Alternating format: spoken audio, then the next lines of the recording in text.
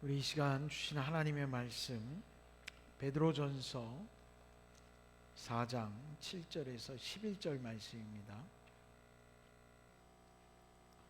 베드로전서 4장 7절에서 11절 말씀 제가 읽겠습니다. 만물의 마지막이 가까이 왔으니 그러므로 너희는 정신을 차리고 근신하여 기도하라. 무엇보다도 뜨겁게 서로 사랑할지니 사랑은 허다한 죄를 덮느니라. 서로 대접하기를 원망 없이 하고 각각 은사를 받은 대로 하나님의 여러 가지 은혜를 맡은 선한 청지기 같이 서로 봉사하라. 만일 누가 말하려면 하나님의 말씀을 하는 것 같이 하고 누가 봉사하려면 하나님이 공급하시는 힘으로 하는 것 같이 하라. 이는 범사의 예수 그리스도로 말미암아 하나님이 영광을 받으시게 하려 함이니 그에게 영광과 권능이 세세에 무궁하도록 있느니라. 아멘. 할렐루야. 오늘도 하나님의 은혜가 충만하시길 간절히 축원합니다. 이렇게 얼굴을 대하고 예배한다는 것이 여러분 얼마나 기쁨인지 여러분 깨달아지십니까? 예, 우리가 늘 예배하는 것이지만 코로나19로 인해서 이 예배의 어려움이 얼마나 우리의 삶에 힘겹게 하는 일인지 알게 됐지요. 오늘도 이 예배를 드릴 수 있는 것에 여러분 감사하시고 예배의 소중함 앞에 전심으로 우리가 주님께 예배하고 또 말씀에 순종할 수 있기를 축원합니다. 오늘 말씀은 마지막 때를 준비하는 초대교회 교인들에게 보냈던 베드로의 마지막 위로, 그 다음에 권면, 그런 이야기들로 채워져 있는 걸 봅니다. 이 마지막 때를 준비했다라는 건 두 가지 의미일 겁니다. 첫째는 초대교회 교인들이 핍박을 받던 그 시대에, 신앙으로 인해서 핍박받던 그 시대에 언제 붙잡혀가서 죽을지 모르는, 정말 죽음의 문턱 앞에서 예배하던 그 시대에 그들이 느꼈을 두려움과 공포로 인해서 마지막을 준비했던 그들이 마지막인 것이고요. 또 하나는 반대로 그런 이 어려움과 핍박의 시대를 하나님 빨리 끝내 주시옵소서, 주님 다시 오시옵소서 라고 그들이 소망했던 마지막의 모습이 있습니다.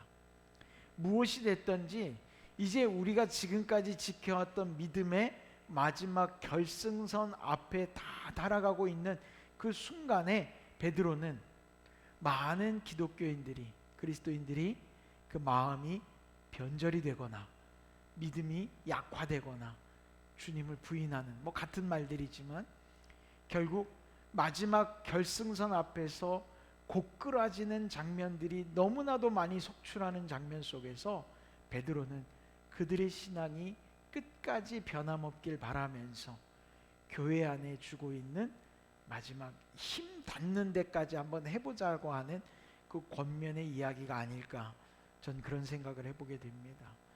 오늘 이 말씀이 초대교회 교인들에게 그와 같은 마지막 때를 준비했다면 오늘 우리에겐 어떻게 다가오고 있을까요? 여러분의 마지막 때는 언제입니까? 알 수 있습니까? 아무도 마지막 때를 아는 사람은 없을 겁니다. 그러나 우리가 언제일지 모르는 그 마지막을 준비하는 믿음의 그리스도인들이라면 어떤 모습을 가지고 있어야 할지, 내가 어떻게 준비를 한다? 눈앞에 보이는 마지막이면 준비를 한다는 말은 되겠죠. 그러나 우리가 눈앞에 보이지 않는 마지막을 이야기할 때 준비라는 말보다는 대비하자라는 말이 더 어울릴 것 같습니다. 그래서 그런 마음을 가지고 오늘 이 말씀을 좀 들여다보았으면 좋겠습니다. 여러분 1만 시간의 법칙이라는 이야기 아십니까? 무엇이든지 한 가지 일을 10,000시간을 투자해서 그걸 하게 되면 거기에 대단한 전문가가 되든가 아니면 성공할 수 있는 길이 열린다라고 해서 1만 시간의 법칙이라는 말을 합니다. 1만 시간 동안 끊임없이 그거를 하는 거죠. 텔레비전에서 보면, TV에 생활의 달인이라는 프로그램에 보면 아주 기가 막힌 사람들 많이 나오죠.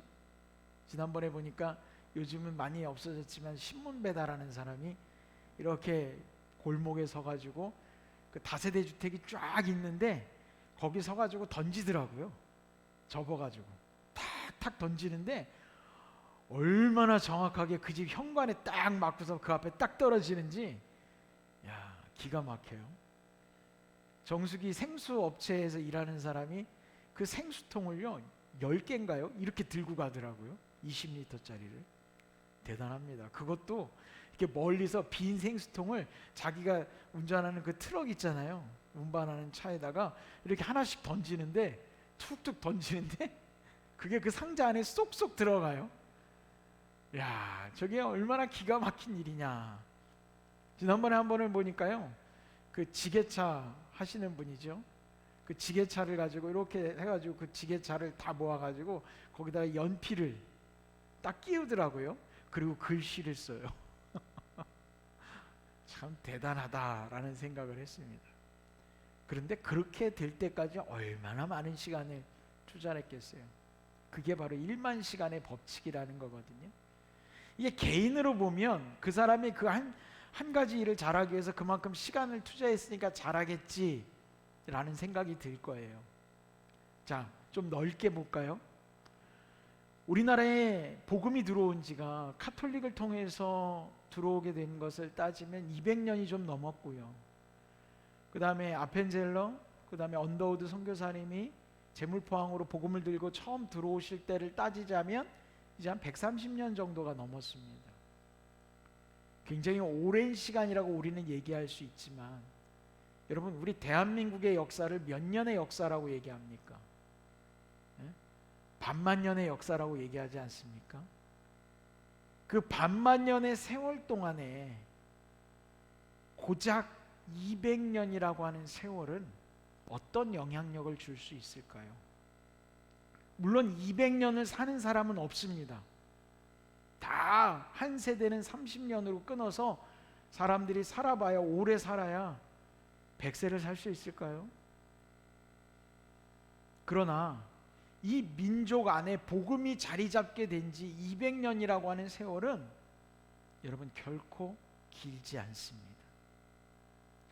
앞서서 1만 시간의 법칙에 대해서 이야기했지만, 결국 우리 민족이 복음화율이 굉장히 급속도로 치솟게 되고 많은 사람들이 예수 믿는 것 같고 복음화율이 대단한 것 같은 분위기는 형성됐으나, 이 민족이 온전히 하나님을 섬기는 민족, 하나님의 가치관이 자리 잡은 민족이라고 얘기하기는 어렵지 않겠는가라는 것이죠. 유럽의 교회가 많이 문 닫았다고 그래요. 문제가 있다고 그래요. 그러나 유럽의 사람들은 그 1만 시간의 법칙으로 이야기하자면 굉장히 오랜 세월 동안 그들의 삶에 하나님의 말씀이 자리 잡고 있습니다. 하나에서부터 열까지.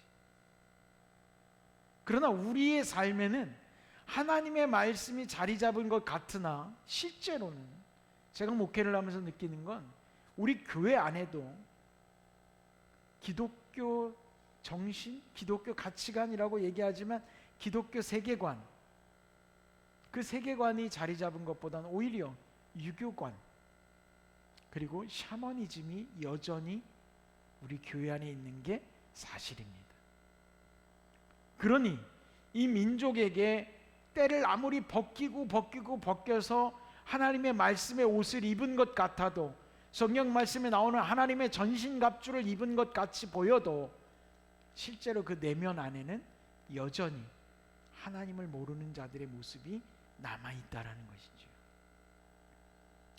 여러분, 그래서 저는 오늘 이 말씀이 귀합니다. 우리도 1만 시간의 법칙 안에 들어가는 그 세대가 되는 것이고, 우리 앞 세대도 우리 다음 세대도 끊임없이 이 과정이 반복되어져서 어느 날 툭 치기만 해도 사도 바울처럼 예수라는 말이 튀어나올 수 있는 그 세대, 그 민족이 될 수 있기를 조심스럽게 소망해 봅니다. 우리가 그래요. 목사님, 그러면 오랫동안 예수 믿은 사람은 무조건 최고입니까? 라고 이야기할 거예요. 신앙생활한 지 오래된 사람은 최고입니까? 저는 그 얘기를 하는 것은 아닙니다.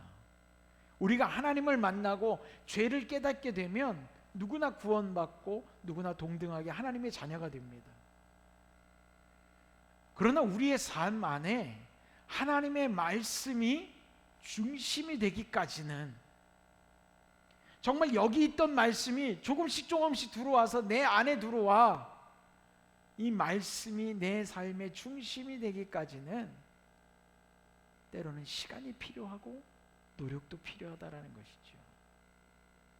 오늘 베드로전서에서 이야기하는 것은 결국 초대 기독교인들이 주님의 복음을 믿고 죽기까지 각오하고 신앙을 지키고 있지만, 그들이 죽기를 불사한다고 이야기하지만 결국 우리는 마지막 때를 준비하는 건 하나님의 말씀으로 무장되어서 교회가 아름다운 공동체로 만들어져 가는 것, 다시 말해 정리해 말씀드리면 일상의 믿음이 되어야 된다는 것입니다.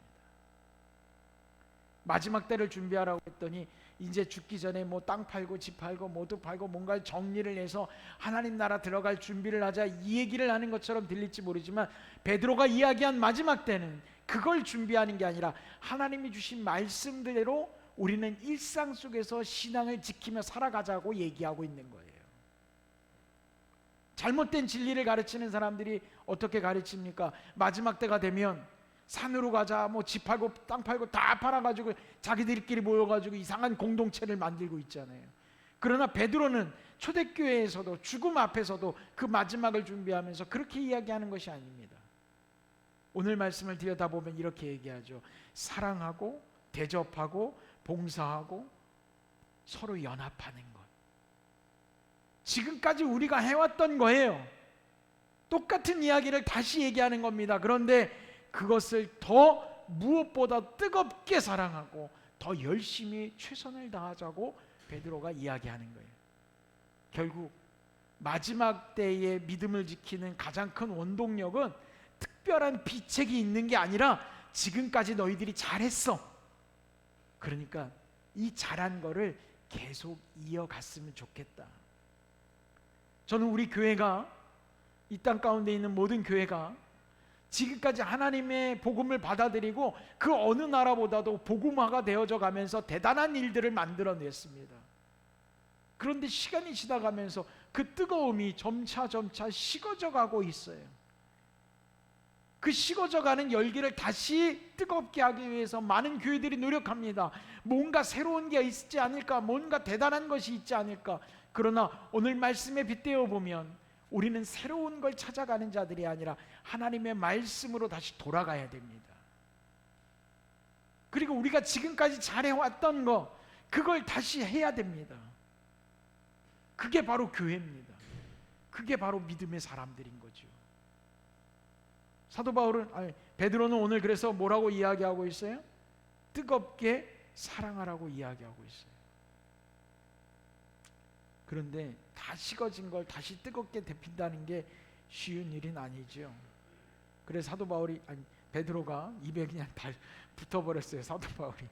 베드로가 오늘 이렇게 얘기하는 겁니다. 7절에 보면 만물의 마지막이 가까이 왔으니 그러므로 너희는 정신을 차리고 근신하며 기도하라. 여러분, 우린 기도해야 됩니다. 정신 차리고 기도해야 됩니다. 저는 그런 생각해요. 요즘 들어서 이 언택트 시대라고 이야기하죠. 직접 만나지 않고 가상의 현실에서 만나는 것들을 언택트라고 하는데, 사실 영어 단어에 언택트라는 말은 없어요. 이 언택트 시대에 우리가 내적 친밀감에 대한 이야기를 많이 합니다. 제가 일전에도 한번 말씀을 드린 적이 있는데, 여러분, 사람과 사람도 친밀함이 있어야 관계가 발전합니다. 여러분, 하나님과 얼마나 친하십니까? 하나님과 얼마나 내적 친밀감을 가지고 계십니까? 우리 하나님 직접 여러분과 제가 만나는 것처럼 이렇게 얼굴과 얼굴을 대하고 만날 수 있는 분이 아니지 않습니까? 그런 분하고 뭘 어떻게 하면 친해질 수 있을까요? 어떻게 하면 하나님과 친밀해질 수 있을까요? 여러분, 기도해야 됩니다. 하나님과 친밀함을 이루어가기 위해서 우린 무엇보다도 기도해야 합니다. 그 안에서 나는 하나님과 누구보다도 가까워질 수 있어요. 그런데 기도하지 않아요. 그리고 그리스도인이라고 얘기하고 신앙이 있다고 얘기합니다. 하나님과 긴밀한 관계가 아니에요. 예수님이 뭐라고 말씀하셨어요? 예수님이 그러죠. 이 땅 가운데서 나를 부인하는 자는 하늘나라 가운데서 아버지 앞에서 내가 너를 모른다고 하겠다고 얘기하셨어요. 여러분, 주님과 친밀함을 이루어간다는 건 우리는 마지막 때에 예수님이 우리를 인정해 주신다라는 겁니다. 무엇보다 우리는 기도에 힘써야지 돼요. 여러분, 제가 그래서 새벽 기도가 됐든 무엇이 됐든 기도 시간에 우리 같이 기도하자고 이야기를 하는데, 누군 그래, 목사님 꼭 새벽 기도가 아니어도 기도하겠습니다. 그렇게 얘기하는 사람 중에 기도하는 사람 본 적이 없습니다. 여러분들 중에 있을지 모르겠어요. 그렇다면 용서하시고 들으십시오. 그러나 우리의 기도가 더 풍성해지고 긴밀해지기 위해서 우리는 날마다 기도의 시간을 정하고 그 정한 시간에 기도해야 됩니다. 시간 나면 해야지 여러분 못합니다. 목사님들이랑 통화하다 보면 가끔 그런 얘기해요. 윤 목사 언제 시간 나면 밥 한 끼 먹어? 그렇게 얘기해요. 그렇게만 얘기한 지 10년이 넘은 분도 있어요. 절대 밥 못 먹습니다. 그런데 언제 밥 먹자. 다음 주 먹을까? 다음 주 언제 먹을까? 월요일날? 화요일날? 언제가 좋아? 점심 때 먹을래? 저녁 때 먹을래? 얘기해야 돼요. 정해야 돼요. 여러분, 하나님과 긴밀해지기 위해서 정하십시오. 내 다른 것들 좀 약속 다 잘라내고 그 약속을 먼저 정하십시오. 그리고 기도하십시오. 하나님과 친해지는 길이에요. 우리가 그걸 하지 못하면 결국 하나님과 거리감을 가진 채 신앙생활을 할 수밖에 없어요. 하나님과 거리감을 가졌다는 건 여러분 여기 와서 예배를 드려도 말씀을 들어도 남의 다리 긁는 것밖에 안 되는 거예요. 하나님과 친밀해져야 찬양을 해도 뜨겁게 찬양할 수 있고, 잠깐 기도를 해도 내 기도 가운데 위로가 느껴질 수 있고, 말씀을 들어도 깨달아지고 아멘이 나오는 거예요. 그러나 하나님과 친밀한 관계를 잃어버린 사람은 말씀을 들으면 왜 그런 얘기만 하냐고 가시돋습니다. 찬양하자고 하면 목 아프다는 얘기밖에 안 해요. 노래를 모른다는 얘기밖에 안 해요. 기도해도 그 기도가 공감되지 않습니다. 여러분, 베드로가 왜 초대교회 교인들에게 이런 얘기를 했겠어요? 마음이 잠시라도 흐트러지지 않게 하기 위해서 그는 붙잡아 놓은 거예요. 끝까지 최선을 다할 수 있는 우리의 믿음을 지켜나갈 수 있기를 바랍니다. 제가 지난번에 어떤 사진을 하나 봤는데요, 사이클 경기하는 거였어요. 사이클 경주를 막 선수들이 열심히 달려서 마지막에 골이 나는 건데, 여러분 사이클 경기 보신 분들은 알지만 마지막에 골이 나는 장면에서 사이클을 타고 있지만 핸들을 붙잡고 있는 게 아니라 그 우승하는 선수가 세리머니를 한다고 손을 번쩍 듭니다. 핸들을 잡는 게 아니라. 근데 그 사진 하나는 저에게 웃음과 충격을 안겨줬어요. 1등하는 선수가요, 진짜 팔을 쫙 뻗고 있어요. 그게 1등하는 장면이에요. 결승선을 통과하면서. 근데 달리기처럼 앞에 테이프가 있는 게 아니에요, 사이클은. 그러면 자전거 위험하니까 테이프 없이 그냥 결승선을 통과하는데 딱 1등이다 하고 딱 있어요. 근데 바로 그 사람 옆에 열심히 자전거를 달리는 사람이 있어요. 누가 1등을 했냐? 똑같이 들어온 거예요. 사진 판독을 했어요. 그런데 팔을 벌린 사람이 1000분의 1초 차로 졌어요. 지금까지 1등으로 달려오다가 마지막에 1등이구나 하고 팔을 딱 올리는 순간에, 세레모니 하는 그 순간에 옆에 있는 사람은 죽을 힘을 다해서 마지막 페달을 밟은 거예요. 여러분, 끝까지 우리는 긴장을 늦추면 안 돼요. 실제로 제가 자료를 찾아보다가 못 찾았어요. 근데 서울올림픽 당시에 수영 선수가, 제가 이제 부모님하고 같이 수영 경기를 봤던 기억이 나요. 자유형 수영 선수가 마지막 터치패드를 딱 짚는데 막 1등으로 달려오다가 마지막 터치패드 앞에서 팔을 쭉 뻗어가지고 터치패드를 찝었어요. 그런데 그 선수가 2등을 했어요. 1등을 한 사람은 끝까지 스트로크를 멈추지 않은 옆에 사람이 1등을 했어요. 그때도 1000분의 1초처럼. 여러분, 다 온 것 같지만 끝날 때까지 다 온 게 아니에요. 우리의 믿음을 지켜야 됩니다.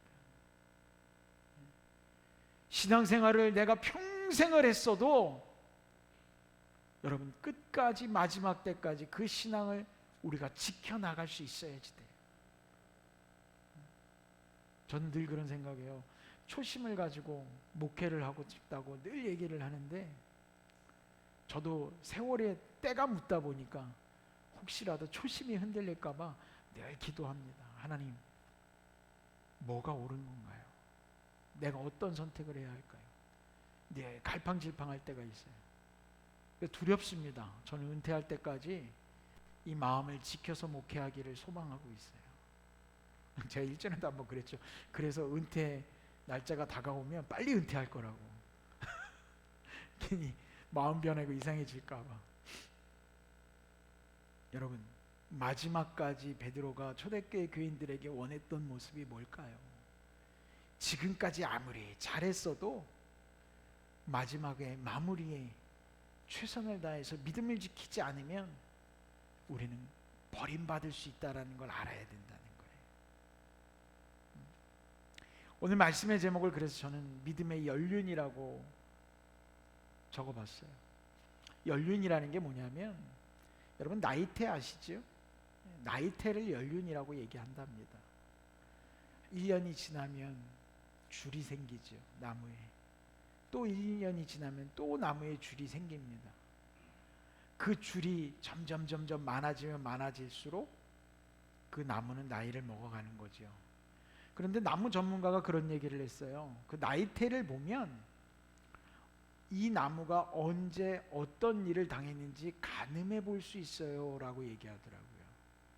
가뭄이 들어서 나무가 힘겨워했으면 그 나이테의 간격과 두께와 진하기가 다르다고 얘기를 해요. 그리고 냉해를 입었을 때도 또 나이테가 다르다고 얘기를 해요. 그래서 나이테를 보면 이 나무의 세월의 흔적을 느낄 수 있습니다. 나무 전문가가 그 얘기를 하는 걸 제가 들은 적이 있습니다. 여러분, 우리에게는 어떤 게 있을까요? 우리의 신앙의 모습도요, 오랜 세월 동안 예수를 믿으며 신앙생활을 하다 보면 나도 모르게 나이테가 생깁니다. 연륜이 생겨요. 그것이 나이테처럼 딱 잘라서 단면을 보고서 알 수 있는 게 아니라 그분의 말투에서, 그분의 예배를 드리는 모습에서, 그분의 신앙생활에서, 여러 가지 모습에서 믿음의 연륜이 보입니다. 저는 가끔 우리 교인들을 위해서 기도하려고 할 때마다 아무개 집사님 위해서 기도해야지라고 생각하면 그냥 그분의 기도 제목, 적어주신 기도 제목도 보지만 제가 꼭 보는 게 있어요. 뭐냐면 교족부를 들여다봅니다. 교족부를 들여다보면서 그 안에는 신방을 내가 얼마나 갔었는지, 어떤 기도를 부탁했었는지 그런 것들을 메모해 놓거든요. 그 사람이 이런 일이 있었구나, 그 사람이 이런 일들이 있었구나. 그리고 때로는 전도한 것도, 봉사한 것도, 이런 것들도 적어놨어요. 그러면 그 교족부를 들여다보고 있으면 그분의 신앙의 연륜이 느껴집니다. 그 교족부 안에는 예물을 드린 것들도 쭉 적혀 있어요. 1년치, 2년치, 3년치. 그러면 가만히 보면 그 예물을 드리는 패턴이라고 하면 여러분들 웃으실지 모르겠지만 그게 보여요. 그래프가 쫙 있거든요. 아, 이분은 이럴 때, 이런 어려움일 때 이랬구나, 이때 이랬구나. 금액밖에 보이지 않지만 저는 그것만 봐도 이분의 신앙이 지금 어떻게 가고 있구나, 그것도 느껴질 때가 있어요. 교회 와서 예배드리는 모습만 봐도 여러분 연륜을 느낄 때가 있어요. 아, 저분의 신앙 상태가 지금 어렵구나, 문제가 있구나, 그것까지 느껴질 때가 있어요. 그 모습 안에서 연륜이 느껴지는 거, 꼭 문제가 있어서가 아니라 때로는 그 안에 기쁨이 충만하구나, 은혜가 충만하구나, 저가 지금 하나님과 함께하고 있구나, 이런 것들을 느껴질 때 저는 목사로서 뿌듯함을 느껴요. 감사하죠. 우리의 신앙이라는 게 그래요. 우리나라의 연륜을 한번 볼까요? 믿음의 연륜이 어때요? 처음에 기독교가 들어올 때는 핍박 그 자체였죠. 황무지였죠. 그러나 선교사님들의 헌신과 희생을 통해서 복음의 씨앗이 내리게 되고, 또 6.25 전쟁을 통하면서 어려운 시기를 거쳐가면서 복음이 확산되어져 가기 시작해요. 그러면 70년대 80년대를 통해서 경제 성장을 이룬다고 하는데 교회가 급속도로 성장합니다. 전 그렇게 보고서를 한번 쓴 적이 있어요. 대학 다닐 때 실천신학 과목 안에서 한국 교회 성장과 이 사회와 연관되어서 레포트를 쓰는데, 한국 기독교인들의 혹 착각일 수 있는 것 중에 하나가 물질의 축복이 임하면 하나님이 함께 하신다라는 것. 하나님이 함께 하시면 물질의 축복이 따라올 수 있습니다. 믿으십니까? 그러나 물질의 축복이 있는 것처럼 물질의 부유함이 있다고 거기에 하나님이 반드시 있는 것은 아니라는 거예요. 여러분, 무엇이 먼저인지를 생각해 봐야 돼요. 하나님과 함께 할 때 우리 안에 평안이 있을 수 있으나 평안하다고 하나님이 함께 하시는 건 아닐 수 있다는 거예요. 70년대 80년대 고도의 경제 성장을 이루어갈 때 교회가 부흥했어요.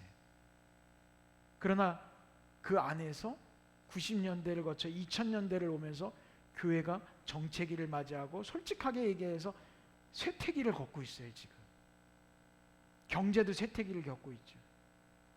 왜 그럴까요? 여러분, 그 당시에 잘못된 가치관을 가지고 교회 안에 있던 이들이 떨어져 나가기 시작한 거예요. 전 그래서 이 시대 안에 교회에서 예배하고 있는 믿음의 성도들이 있다면 그분들이 바로 알곡이구나. 전 그렇게 믿습니다. 믿음의 연륜이라는 걸 통해서 우리는 그렇게 볼 수 있어요. 교회도 마찬가지예요. 우리가 믿음을 잘 지키고 있느냐? 어려워 봐보면 알아요. 부부관계도 부부가 잘 화합해서 잘 지내고 있느냐? 어려움을 맞이해보면 그 부부가 진짜 사랑하는 부부인지 아니면 위기의 부부인지 알 수 있어요. 어려움에 맞닥뜨려 보면 그 관계가 진실한지를 판가름한다는 거죠. 여러분, 교회도 어려워져 보면 그 안에 있는 성도들의 모습들이 드러나기 시작해요.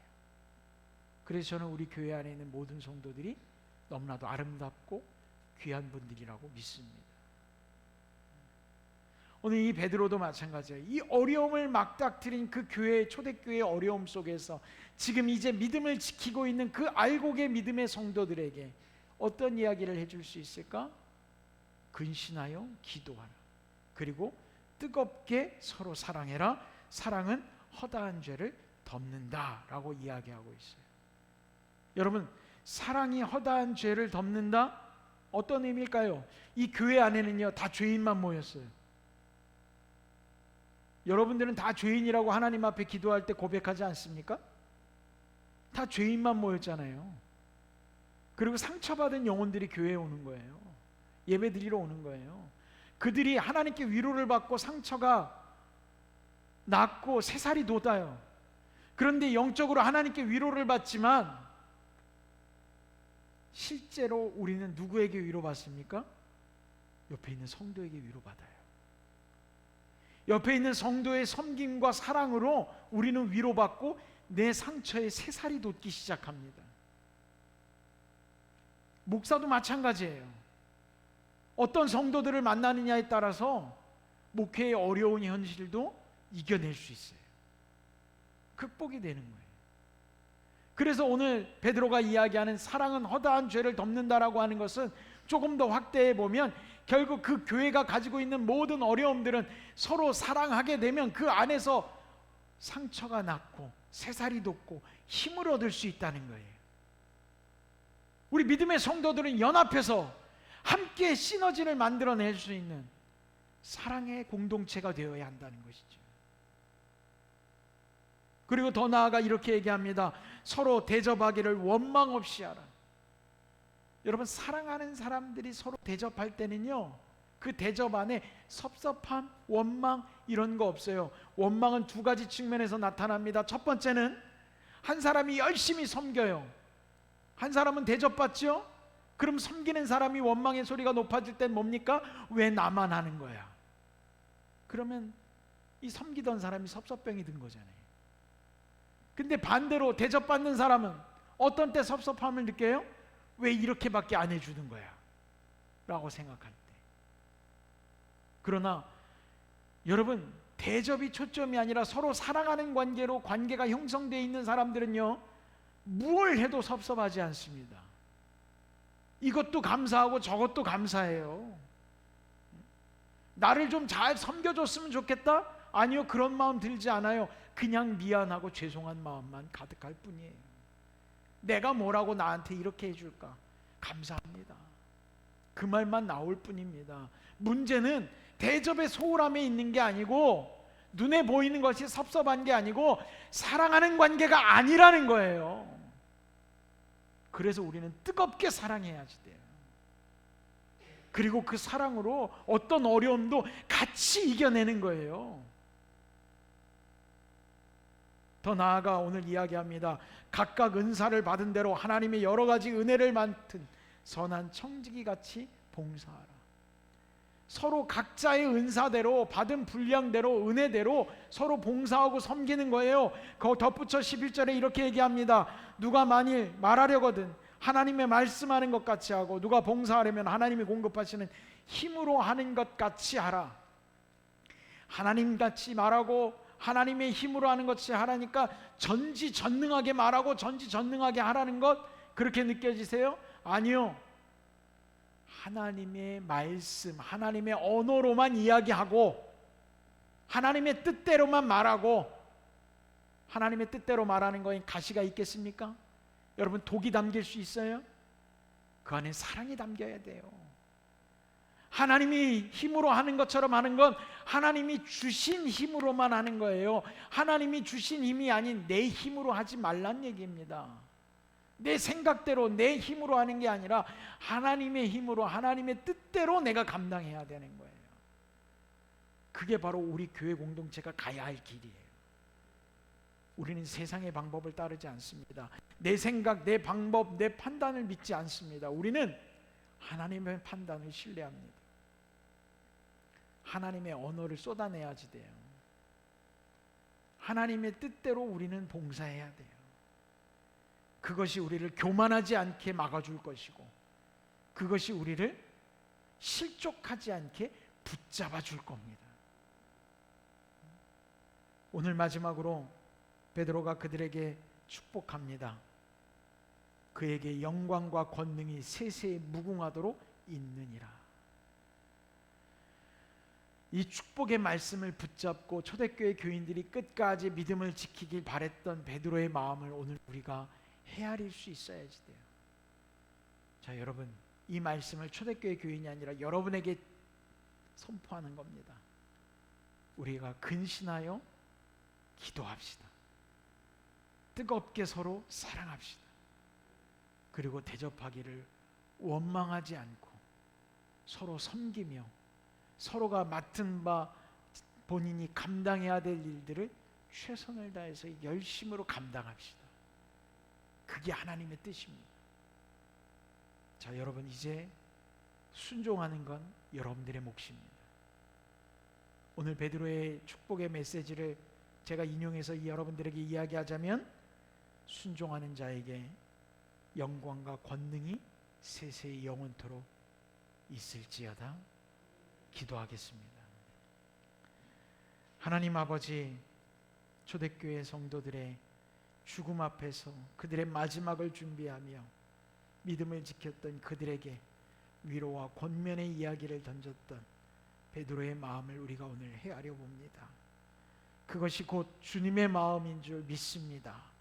이제 우리 개성교회 모든 성도들 깨어서 기도하는 자들 되게 하시고, 아버지, 서로 사랑하며 대접하기를 날마다 주님께 대하듯 하며, 아버지, 우리가 맡은 바 사명을 잘 감당하여 아버지 아름다운 공동체로 주님 앞에 더 긴밀한 관계로 나아가기를 소망하오니, 주여 우리 온 성도들 주께서 붙잡아 주시고, 악한 마음, 잘못된 마음, 하나님의 뜻에 그릇된 생각들이 있다면 아버지 속히 버리게 하여 주시고, 오직 주의 뜻으로 하나님의 전신갑주를 입게 하여 주옵소서. 예수님의 이름으로 기도드렸습니다. 아멘.